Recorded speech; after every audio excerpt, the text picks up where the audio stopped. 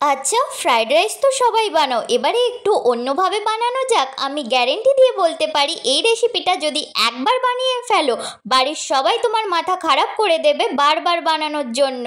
ফার্স্টেই জল গরম করে তাতে 2 চামচ তেল, পরিমাণ মতন নুন দিয়ে দিলাম। আগে থেকে 3 কাপ চাল জলে ভিজিয়ে রেখেছিলাম, সেটাই ভাত করে নিচ্ছি। এবারে একটা কড়াইয়ে সাদা তেল নিয়ে তাতে আগে থেকে নুন হলুদ মাখিয়ে রাখা চিংড়ি মাছটা ভালো করে ভেজে নিচ্ছি। অবশ্যই কিন্তু চিংড়ি মাছটা একটু ভালো করে ভাজতে হবে। এবারে আবার পনিরগুলো টুকরো টুকরো করে সেটাও ভেজে তুলে নিলাম। আবার 2 চামচ তেল দিয়ে দুটো ডিম ফাটিয়ে অল্প নুন দিয়ে ভেজে তুলে নিলাম।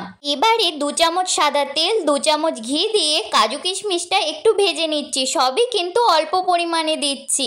এবারে গাজরগুলো টুকরো টুকরো করে কেটে নিয়েছিলাম, গাজরটাও ভেজে নিলাম একটু। তারপরে ক্যাপসিকামটা ভাজা হয়ে যাওয়ার পর গুঁড়ো চিনি অল্প পরিমাণে দিয়ে দিলাম। মিষ্টিটা তোমরা তোমাদের স্বাদ অনুযায়ী দেবে, আর চালটা ঠিক এই পরিমাণেই সেদ্ধ করতে হবে। তারপরে যেই জিনিসগুলো ভেজে রেখেছিলাম সবগুলো মিশিয়ে নিচ্ছি। এবারে খুব ভালো করে ভেজে নেব।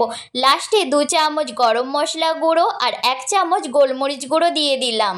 1 চামচ মতন জায়ফল গ্রেট করে দিয়ে দিচ্ছি। এবারে 1 চামচ গোলাপ জল, 1 চামচ কেওড়া জল দিয়ে 2 মিনিট নেড়ে চেড়ে নামিয়ে নেব। খেতে এত সুন্দর হয় বলার বাইরে। সবাইকে টাটা।